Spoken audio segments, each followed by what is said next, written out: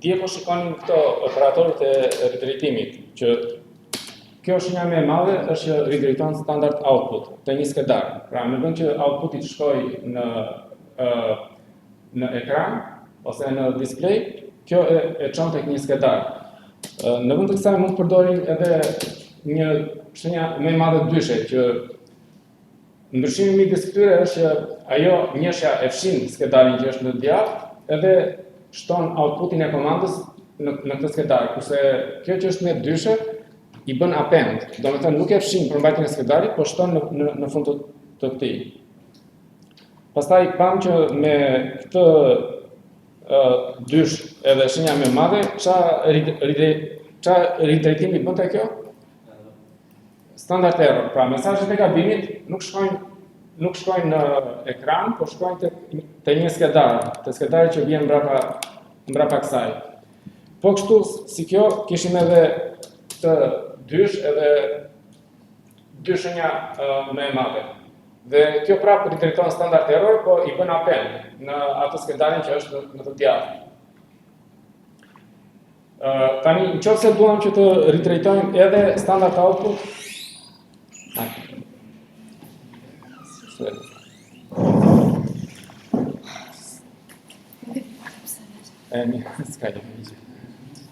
nëse duam të ridrejtojmë edhe standard output,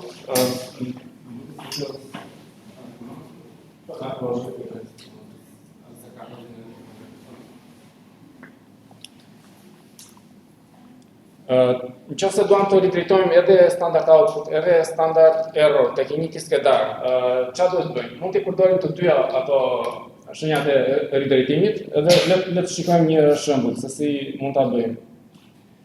Për shembull, ls -l /bin /usr. Tani po ridrejtoj standard output tek ls output, ls minus output, pik txt.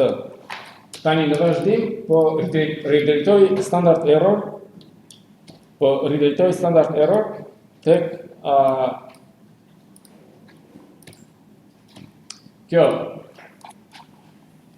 end njësh.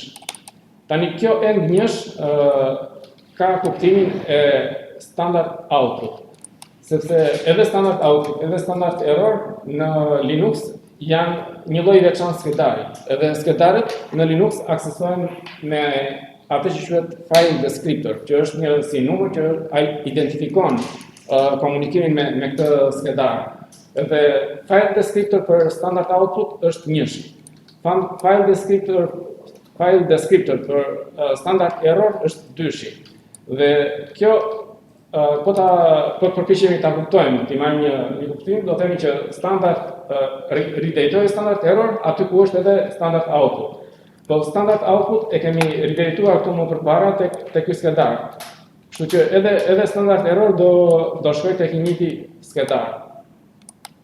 Pra kjo si puna e adresës, mund ta mendojmë si adresë. Domethënë standard error çoje atje ku shkon edhe standard output, pra në të njëjtin vend.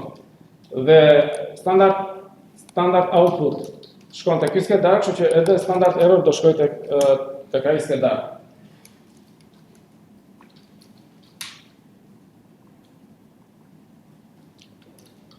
Tani, rada e këtyre veprimeve ka rëndësi, domethënë kur deklarojmë këtë dhe kur deklarojmë këtë, sepse po të bëjmë një shembull tjetër, për shembull, e nxjerr me shigjetën lart këtë, po e fshi këtë ridrejtimin këtu dhe po e bëj përpara kësaj. Po them dysh, ridrejtohet tek adresa e njëshit. Dhe pastaj po I them ridrejtohet standard output tek ky skedar. Tani, çfarë kuptimi merr shelli nga kjo komandë? Kur vjen këtu, ne I themi që standard error çoje atje ku shkon standard output. Po ndërkohë standard output është akoma në display, nuk ka ndryshuar. Kështu që standard error prapë do shkojë në ekran. Dhe pastaj bëjmë ridrejtimin e standard output te ky skedar.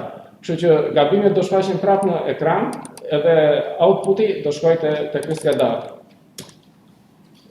siç e shkruaj mesazhi i gabimit tani na del në ekran. Pra, ka rëndësi rada e këtyre në pas të asaj se si e kupton shelli këtë komandë, se si e interpreton. Por lajmi i mirë është që është një operator tjetër që shënohet kështu, i cili bën këtë punë që ridrejton edhe standard output edhe standard error tek një skedar. Pra në vend që të ngatrohemi me këto edhe me radhën e këtyre operatorëve, ne mund të përdorim direkt këtë operator dhe ky i ridrejton të dyja, edhe standard output edhe standard error. Për shembull, po e nxjerr edhe një herë komandën në sipër dhe po i fshi këtë. Atëherë, kuptimi i kësaj është që ridrejto edhe standard output, edhe standard error tek skedari që vjen në të djathtë, që është ky skedar. E provuam ti?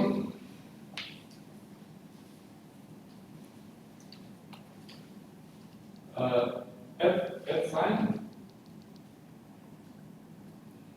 Tu shenja M, edhe pastaj shenja M. Po,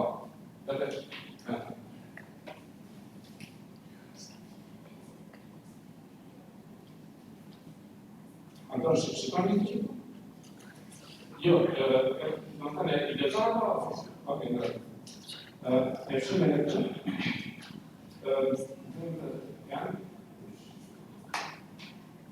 edhe shenja me ma. Edhe lësë. Kontrolar. Të shkosh direkt. Tani, siç është ky operatori që i ridrejton të dyja, kemi edhe atë versionin append. Si do jetë versioni append i kësaj? Me dy shenja më e madhe. Pra, nëse e bëjmë end edhe dy shenja më e madhe, atë kjo i bën append. Edhe mesazhet e gabimit edhe mesazhet e të outputit tek skedari që është në të djathtë.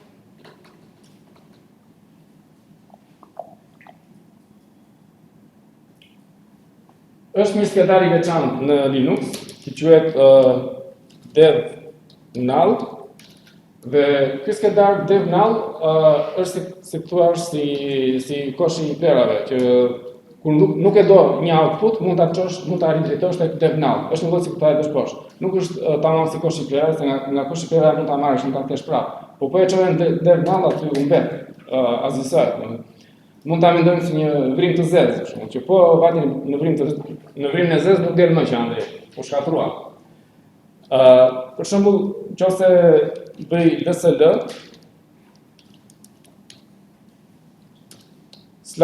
/bin/usr dhe ridrejtoj gabimet tek DevNull. Domethënë, unë i them që ekzekutoj këtë komandë dhe po që se ka gabime, jeni poshtë, mos i shfaq gabimet. Kur e ridrejtoj DevNull, domethënë çdo gjë që shkon në DevNull azësoj. Pra, kjo ridrejton gabimet. Kjo ridrejton gabimet tek skedari që është në të djathtë. Po ky skedari DevNull është një skedar special, skedar i veçantë që domethënë nuk ruan asgjë. Çdo gjë që shkon aty u mbet.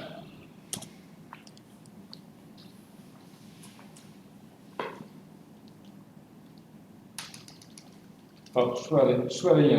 Okej. Në rregull. Okej.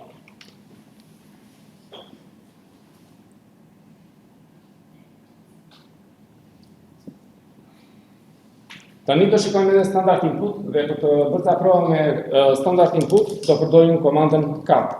Komanda cat është shkurtim për concatenate, sepse përdorimi fillestar ose përdorimi normal i kësaj është që outputin nga dy ose më shumë skedar ta nxjerrin në ekran të bashkangjitur.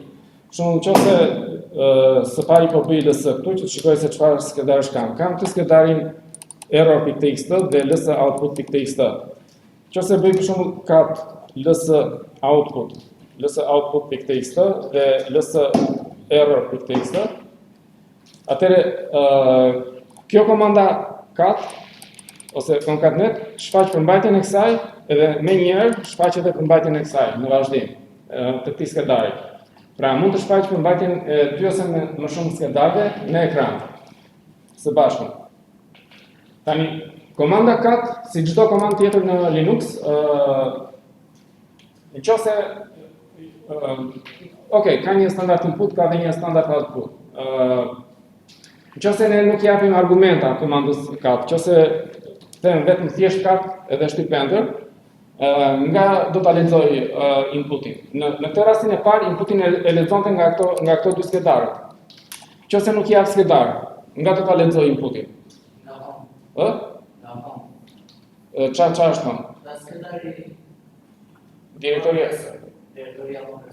Direktoria e përdoruesit. Jo.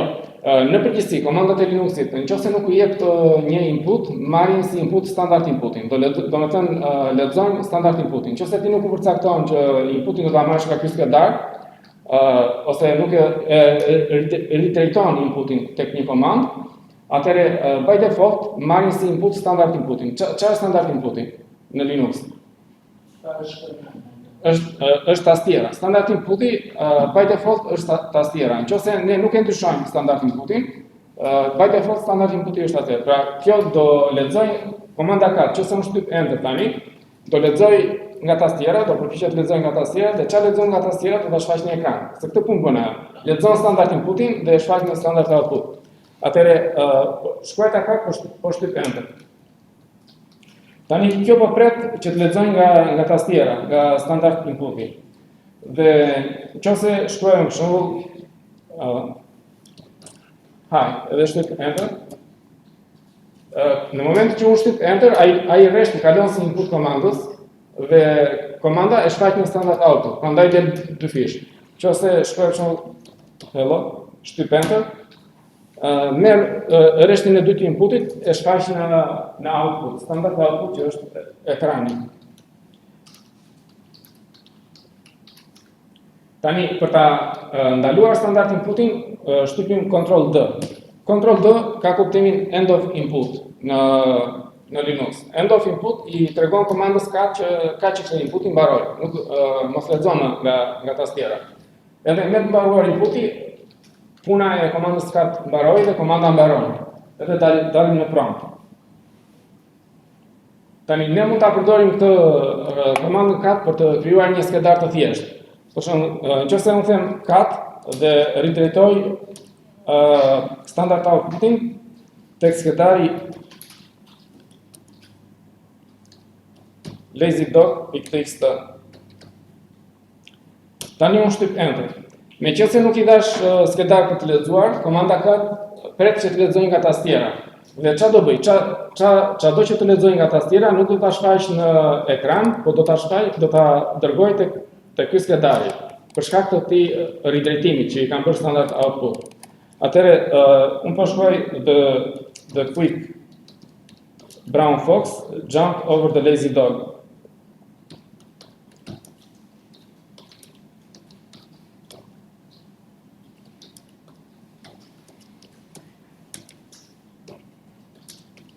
Arti po e bën ti? Shkruaj. Edhe shtyp enter. Tani ajo e mori këtë rresht dhe e dërgoi jo në standard output se do kishte ardhur në ekran, por e dërgoi tek ai skedari. Mund të shkruaj edhe rreshta të tjerë, por po jap Ctrl D që ta mbyll inputin. Ctrl D. Tani që të shikoj këtë përmbajtjen e këtij skedarit. Si mund ta shikoj përmbajtjen e këtij skedarit? Çfarë shtyp e shembër? Ctrl D. Me çfarë? Me cat. Mund të përdorim edhe less, po mund të përdorim edhe vetë komandën cat. Cat lazydog.txt. Tani unë po i them komandës cat që merr inputin nga ky skedar edhe shfaqen në ekran, sepse nuk i kam specifikuar standard output. Kështu që do ta shfaqem në ekran. Kështu që me vetë komandën cat mund të shikoj që brenda këtij skedari janë ata dy rreshtat që i dash aty më sipër, nga tastiera. Pra kjo është një mënyrë e thjeshtë për të krijuar një skedar të vogël, ose një skedar të thjeshtë në Linux. Ne kemi parë edhe një mënyrë tjetër më përpara për të krijuar një skedar bosh. Për shembull, nëse unë shkruaj këtë shenja më e madhe foo.txt, për shembull.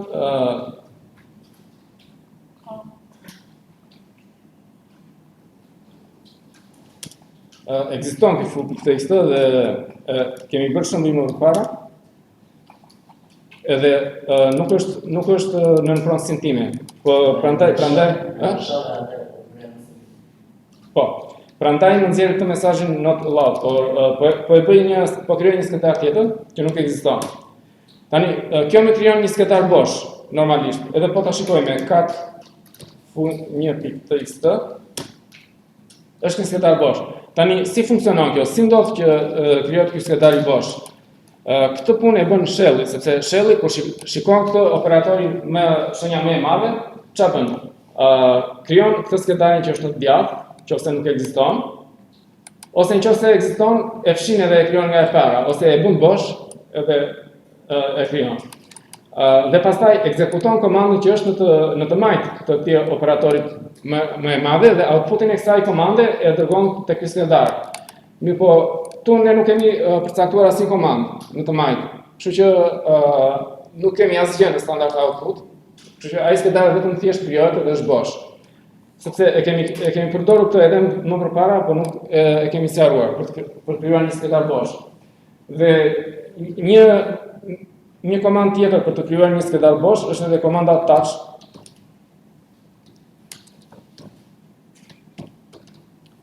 Që e kemi parë edhe më përpara.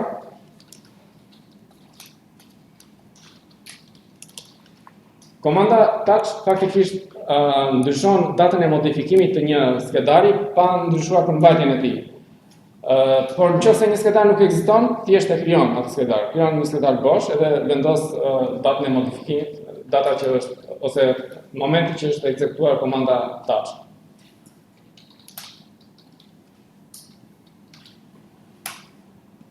Tani e përdorim këtë komandën cat për të ridrajtuar standard input tek ky skedari. Pastaj e përdorim komandën cat për të shfaqur përmbajtjen e këtij skedari në ekran, sepse kështu funksionon komanda cat. Argumentet që i jepen i trajton si skedar edhe përmbajtjen e tyre e shfaqen në ekran.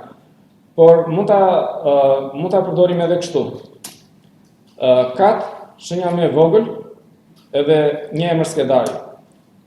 Tani, edhe kjo operatori është një operator ridrejtimi, por ky ridrejton standard input. Domethënë, në vend që komanda cat ta lexoj inputin nga tastiera, e lexon nga ky skedari që është në të djathtë. Pra, nuk kam nevojë që t'i shtyp rreshtat në tastierë, sepse komanda cat i lexon këto nga ky skedar. Edhe bën atë punë që bën komanda cat, që e shfaq në ekran. Pra, kishim një operator ridrejtimi që ridrejton standard output, pastaj kishim ridrejtim me append, pastaj kishim këtë operatorin që ridrejton standard error, edhe ridrejtimin e standard error të mesazheve të gabimit me append, pastaj kishim edhe këtë operatorin që i ridrejton të dyja, edhe standard output, edhe standard error, në një skedar, dhe po kështu ridrejtim me append. Tani po shikojmë edhe këtë operatorin e ridrejtimit që ridrejton standard input. Pra, një program nuk e merr inputin nga tastiera, po e merr nga skedari që ndodhet në të djathtë të këtij operatori.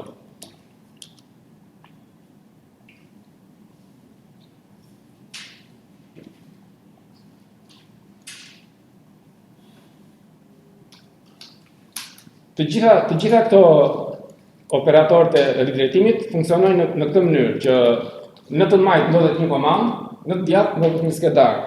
Dhe çfarëdo outputi që del nga komanda në të majt, lidhet te skedari në të djathtë, ose në rastin e kësaj inputi lexohet nga komanda që ndodhet nga skedari që ndodhet në të djathtë. Kemi edhe një operator ridrejtimi që outputin e një komande e kalon si input të një komande tjetër. Pra, komanda që është të majt prodhon një output, dhe ky output i kalohet komandës në të djathtë si input. Le të shikojmë një shembull.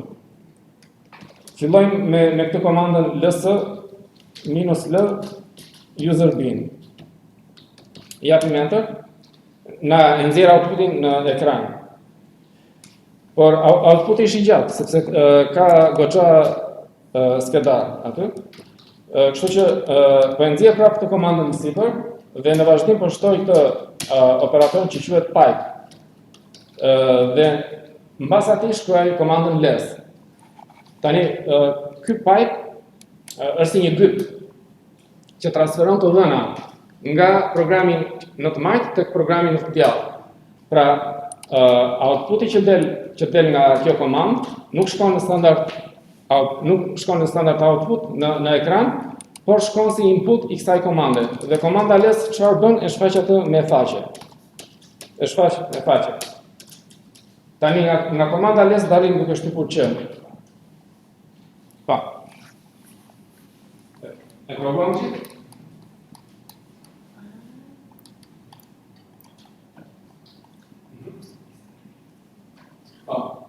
Nga komanda less dalin me q.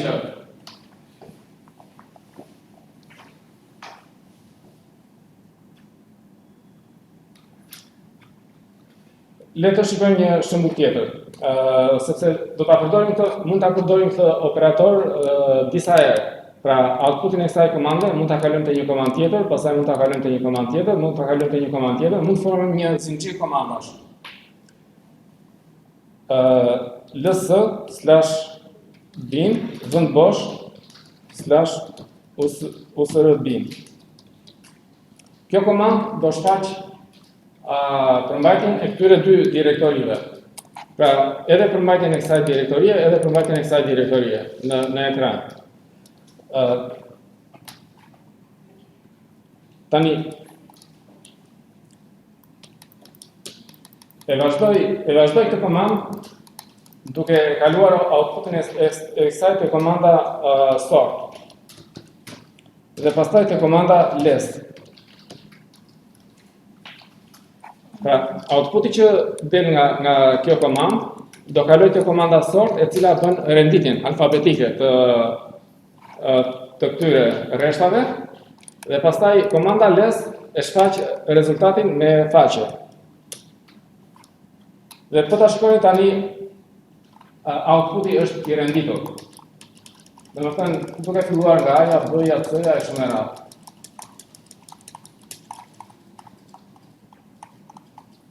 Po dalim me q nga kjo komandë. Tani nëse vini re, kur ekzekutojmë këtë komandë, kemi disa rreshta të përsëritur, për shembull 7z, 7z, 7za, 7za, 7zr, 7zr, aa enable, aa enable. Pse ndodh kjo? Si mendoni? Pse kemi këto? Kurdo? Po mund t'jene edhe ligje. Po kjo tregon që i njëjti program ndodhet edhe tek direktoria bin, edhe tek direktoria usr bin. Pra, kur listojmë këtë direktorin bin, aty brenda ka një program 7z, që përdoret është program për ngjeshje. Po kështu edhe tek direktoria /usr bin ndodhet një program me emrin 7z. Ky mund të jetë një link tek programi tjetër ose anasjelltas. Programi që është këtu mund të jetë një link te programi që është këtu, por gjithsesi emrat e tyre shfaqen në të dyja direktoritë. Pastaj kur e renditim sipas rindit alfabetik, ato dalin bashkë njëra pas tjetrës, edhe për këtë arsye kemi këto rreshta që përsëriten. Tani nëse duam që të shikojmë listën e gjitha programeve që ndodhen në këto dy direktori, po pa përsëritje, si mund ta bëjmë? Mund ta bëjmë duke përdorur një program që quhet unik. Po.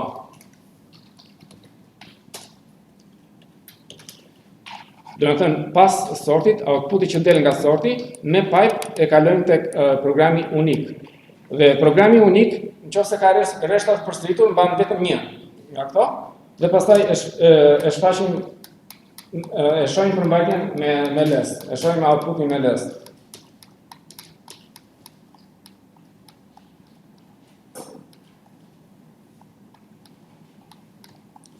Tani, nëse duam të shikojmë cilat janë ato programe që përsëriten, mund të përdorim opsionin -d të komandës unik.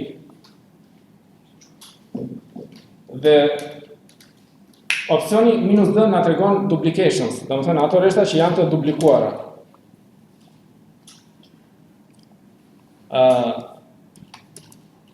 Mire keni, sikur që janë shumë, nuk e di.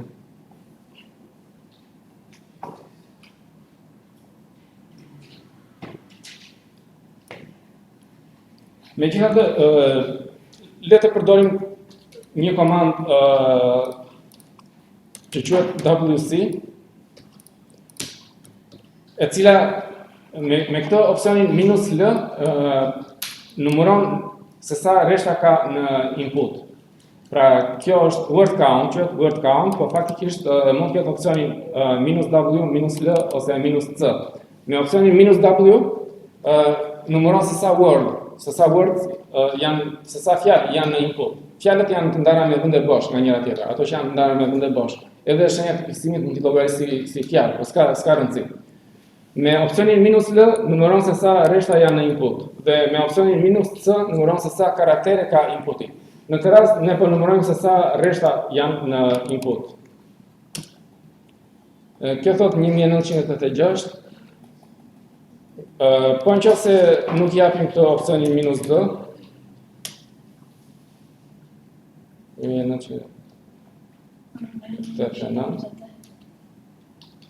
po mund të jenë të ndryshme sepse janë sisteme të ndryshme. Ky sistem është tjetër, mund të kemi instaluar disa programe të tjera këtu, që ju si kemi.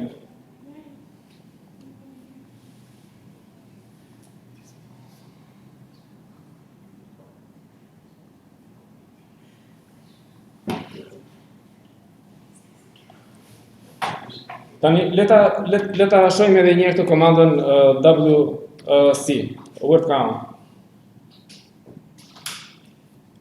Çfarë kemi këtu tek ls output, cat ls output txt. Kemi këtë përmbajtje.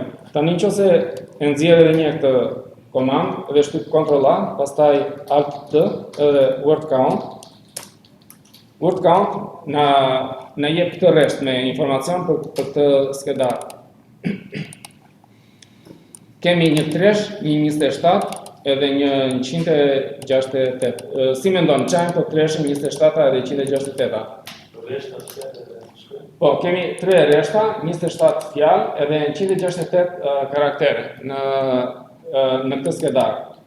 Pra, komanda WC e merr inputin nga ky skedari, njëjtë si komanda cat. Nëse japim një skedar ose disa skedar, për shembull mund t'i jap edhe disa skedar komandës WC.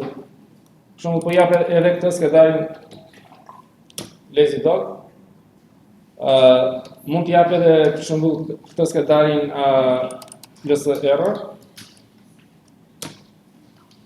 Dhe për secilin skedar, ajo llogarit këto statistika, sa rreshta ka, sa fjalë ka dhe sa karaktere ka. Edhe pastaj nxjerr edhe një rresht me totali në fund. Por nëse nuk i jap asnjë skedar si input, atëherë by default e merr inputin nga standard input, që është ose tastiera ose kur e ridrejtojmë outputin e një komande me Python.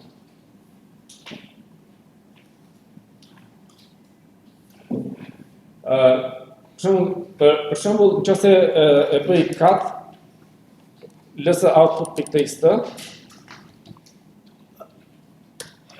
dhe këtë e kaloj me pipe te komanda WC.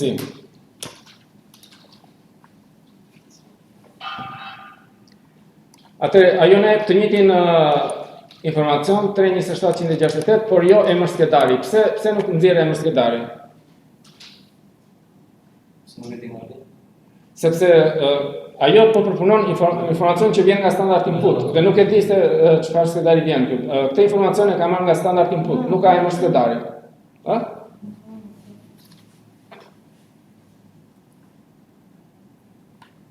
Kjo është përmbajtja e këtij skedari ls output. Është përmbajtja e këtij skedari. Tani nxjerr edhe një herë këtë komandën edhe shkruaj pipe WC. Po. Pra, pse nuk nxjerr emër skedari në këtë rast, komanda WC. Antoni, super. Kër e këtonë të më larë, a i në zhjete statistică? Po pa e mështë, se komanda WC nuk ka e mështë setare. Po nga e nga inputin, komanda WC.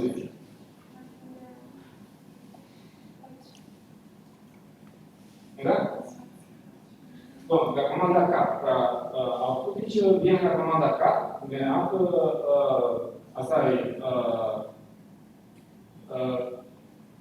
operatori Python I kalon si input komandës WC. Komanda WC e merr inputin nga standard input, që vjen nga operatori Python.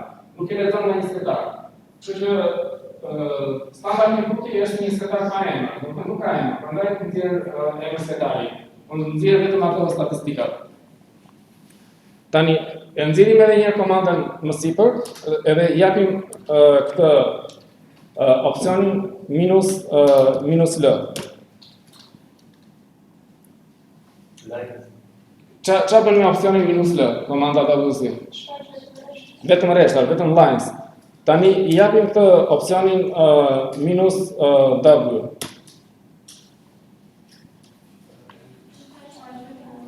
Vetëm fjalët dhe japim këtë opsionin minus C. Vetëm karakteret, vetëm shkronja. Po nëse jap për shembull minus LW. Minus LW më shfaq të dyja, edhe numrin e rreshtave dhe numrin e fjalëve.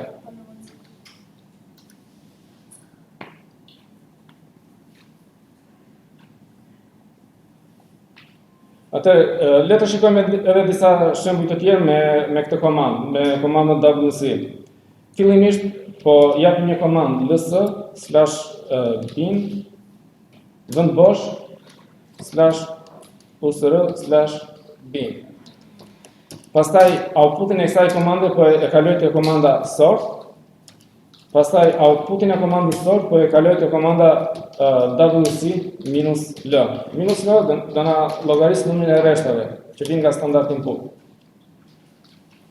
Pra, kjo na tregon që janë 3975 programe tek të dyja këto direktori. Edhe po të ishin të parenditura prap I njëjti numër duhet dalë se renditja nuk bën gjë, vetëm se ndryshon radhën e rreshtave, që të jenë të renditura sipas rendit alfabetik. Por nëse I jap kësaj komandës sort opsionin minus U, ajo pasi bën renditjen, nëse ka rreshta të përsëritur, mban vetëm një rresht. Kjo minus U është unik, domethënë mban vetëm një rresht, nëse jap opsionin minus U. Pra, shikojmë që zvogëlohet shumë numri I rreshtave, nëse I bëjmë unik. Çfarë do thotë? Kjo do thotë që shumica e programeve ndodhen në të dyja direktorit, edhe këtu. Prandaj na shfaqet në të dyja. Edhe kur përdorim këtë opsionin unik, numri I rreshtave bie shumë, domethënë. Nga që shumica e programeve janë të përsipura, ndodhen në të dyja direktorit.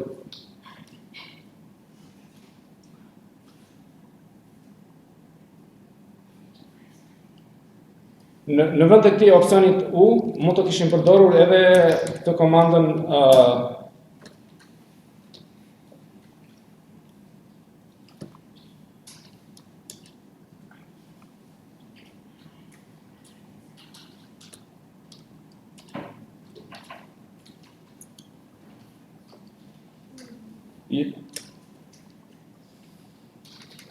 Jo, kjo unik D na tregon, domethënë I rendisim, unik D na tregon se sa rreshta janë të duplikuar.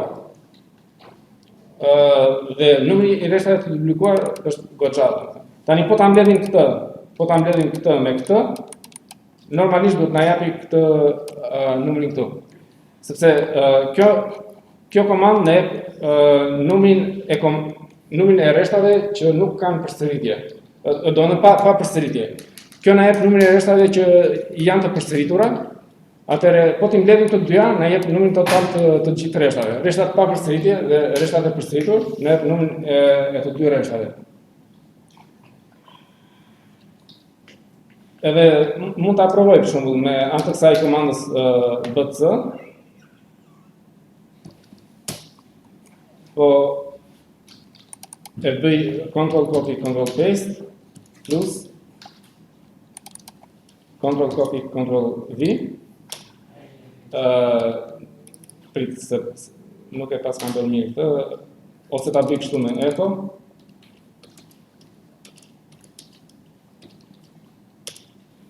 Pra,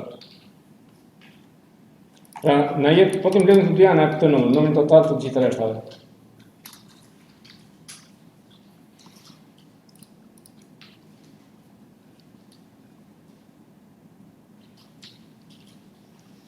Tani, e nxjerrim prapë të komandën me sort U më sipër, që ka sort U, dhe në përpara kësaj në bazë kësaj përdorim këtë komandën grep zip.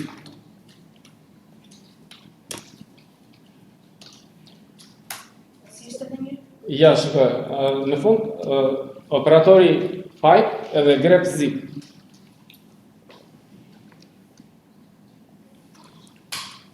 Si mendoni, çfarë bën kjo komanda grep? Çfarë punë bën?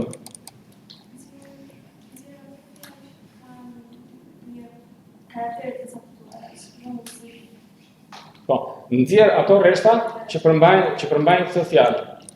Pra po ta shikoni gjithë këto rreshta kanë dalë në ekran sepse kanë këtë fjalën zip, bile e nxjerr edhe me të kuqe. Mund ta ketë në mes, mund ta ketë në fund, mund ta ketë në fillim, ose i gjithë rreshti mund të jetë i barabartë me këtë fjalë. Pra komanda grep kërkon në disa rreshta dhe nxjerr vetëm ato rreshta që përmbajnë një fjalë të caktuar. Tani mund t'i numërojmë se sa rreshta përmbajnë këtë fjalën zip duke kaluar inputin e kësaj komande tek WC me opsionin -L. Pra janë disa 21 komanda që përmbajnë këtë fjalën zip. Edhe zip përdoret zakonisht për ngjeshje. Pra këto komanda kryesisht përdoren për të ngjeshur ose për të zbërthyer një skedar. Domethënë kemi për shembull gzip, ganzip, kemi p7 zip, unzip e kështu me radhë. Pra gjitha këto komanda kanë lidhje me ngjeshjen e një skedari.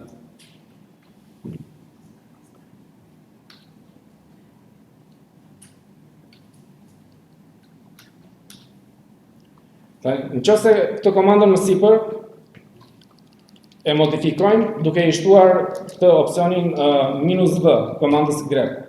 Atëherë ky opsioni -v e kthen punën e komandës grep në të kundërt. Pra nxjerr ata rreshta që nuk e përmbajnë këtë fjalë. Pra nxjerr ata rreshta që nuk e përmbajnë këtë fjalë dhe janë siç e shikoni janë gjithë ato rreshta ose gjithë ato komanda që nuk e përmbajnë fjalën zip.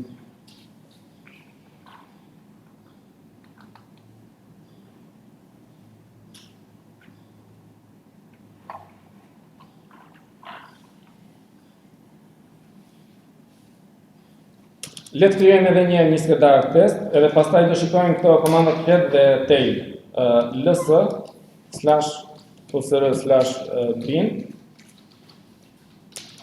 Po e ridrejtoj outputin e kësaj te komanda ls/output .txt.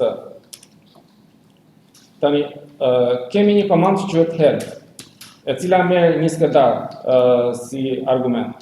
Për shembull, po përdorim të skedarin ls/output.txt.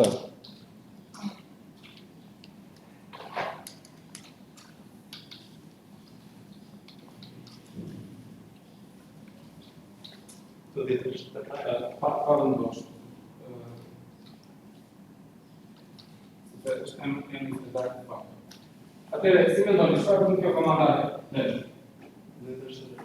Po, nxjerr 10 rreshtat e para.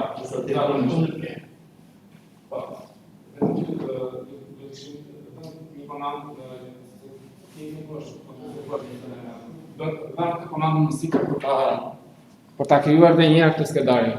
Lëm këtë komandë. E krijuam edhe një herë këtë skedarin ls/output.txt. Po, si komanda head kemi komandën tail.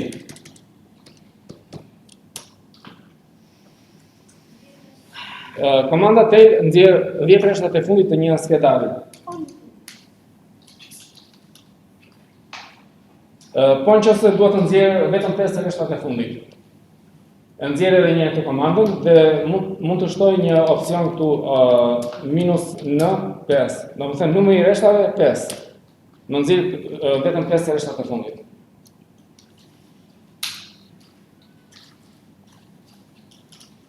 Tani kjo komanda tail faktikisht e pranon edhe nëse unë them vetëm thjesht minus 5. Nëse them minus 5 e kupton që duhet nxjerr vetëm 5 rreshtat e fundit.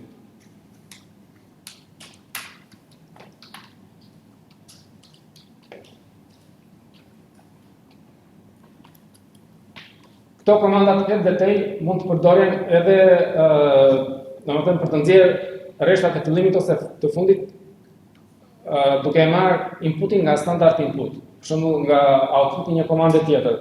Për shembull, nëse them ls usr bin dhe e kaloj te pipe dhe I them head minus n5. Në këtë rast, komanda head nuk merr ndonjë skedar si argument, por e merr inputin nga standard input, që I vjen nga operatori pipe.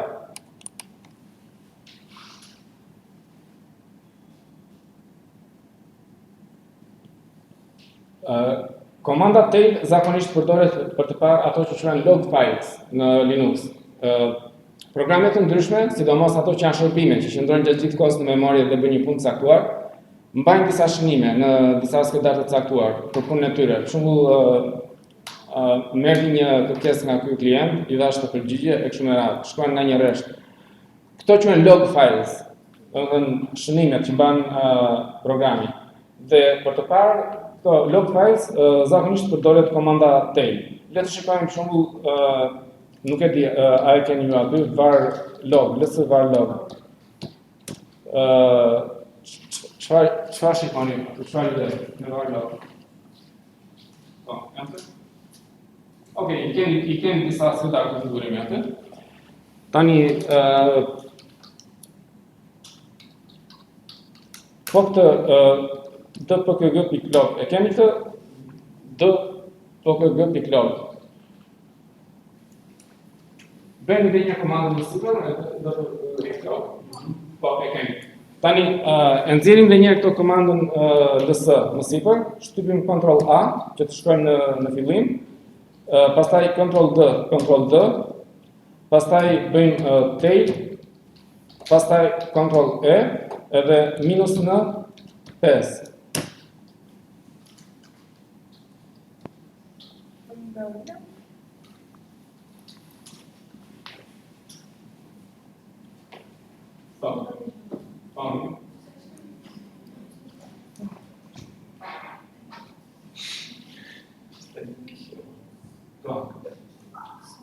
Faktiskt, ju pas një bosh, e keni si skedar, po pas një bosh.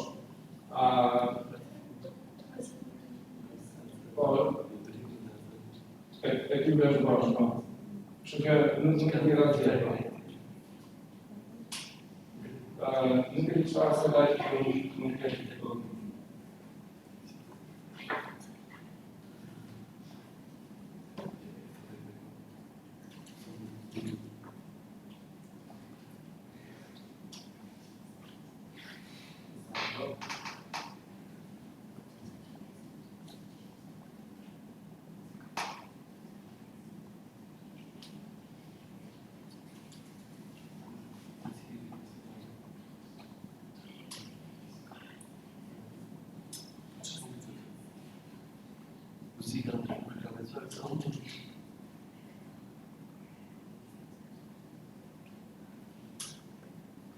Okej, përdorni atë sedarin x.0.log. Në vend të asaj d.log, provoni këtë x.log.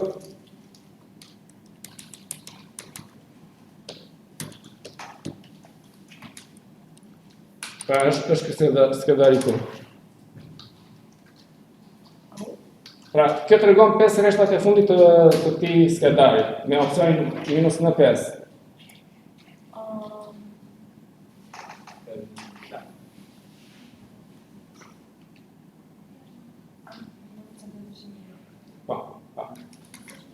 Edhe një.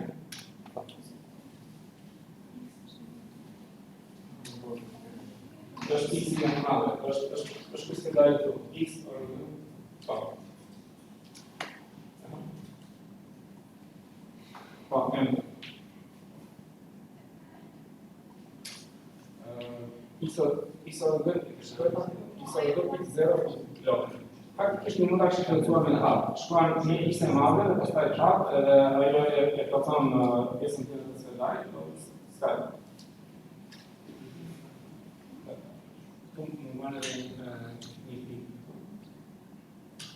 Ose mund ta shkruaj edhe kështu. Shkruan dhe këtu, shkruan x-in, pastaj shtyp tas. Jo. Tani shtyp tas dhe plotson. Në qoftë se përdorim këtë opcion e para, në qoftë se dua të shfaq 20 rreshta nga ky skedar, si do ta bëj? Minus në 20 ose vetëm minus 20. Të dyja funksionojnë. Ky opcioni minus 20 funksionon në qoftë se është direkt pas tej. Atëherë minus në 20. Është edhe një opcion tjetër minus f. Ky opcioni minus f ka kuptimin follow. Dhe ai vazhdon ta shkoj 20 apo vetëm minus? Jo, vetëm minus f. Opcioni minus f. Jo. Nxjerrë një me shqipën nga këtu. Edhe minus f. Opcioni minus f ka kuptimin follow. Dhe nëse programi ISORG do shkonte rreshtat e reja në skedar, ne do t'i shikonim këtu, do na dilnin, do t'i shikonim. Dhe vazhdon ta vëzhgojë atë fundin e skedarit në mënyrë të vazhdueshme. Tani si e ndërpresim këtë? Me Ctrl C. Me Ctrl C. Ctrl C. Of course.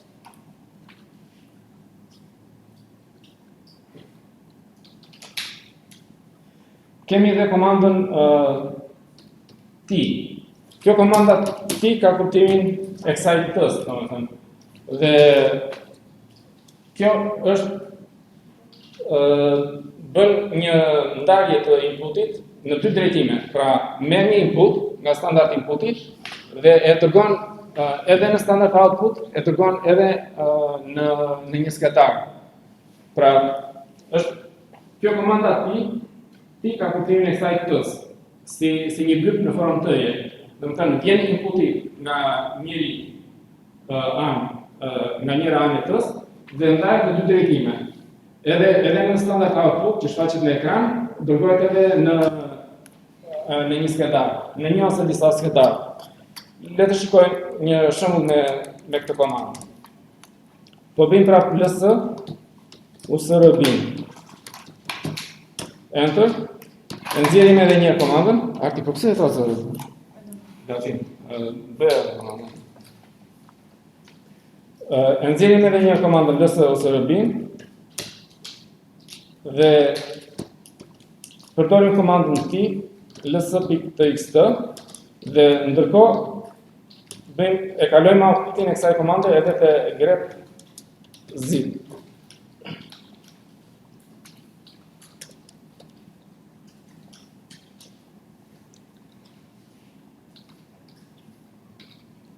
E bëm? Tani ç'a shikojmë? E para një outputi i kësaj komande ka vajtur te T dhe T e ka dërguar te grep. Dhe grep na shfaq këto rreshta në ekran. Po ndërkohë komanda T përveç se e ka dërguar në standard output, e dërgon edhe e ruan edhe tek skedari ls.txt. Po ta shikojmë përmbajtjen e këtij skedari me cat ls.txt për shembull ose me ls. Do shikojmë që këtu kemi listën e gjitha komandave. Me les duket më mirë. Pra,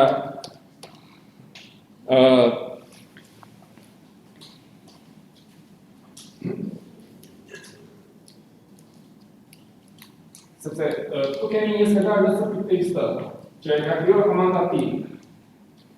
Ndjen një komandë me shkretën lart, edhe një. Jo më lehtë.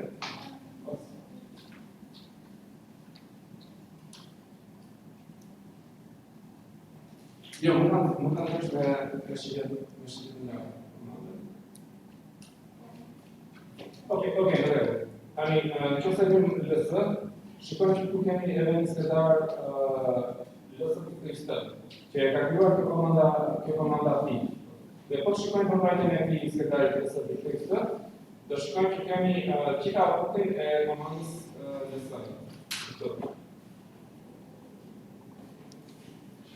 Pra, këtë punë bën komanda ti. Merr input nga njëra anë, merr input nga kjo anë, dhe e dërgon në dy drejtime. E para e ruan tek ky skedari këtu dhe e dyta e dërgon në standard output, që ne e ridrejtojmë standard outputin prap tek kjo komanda tjetër.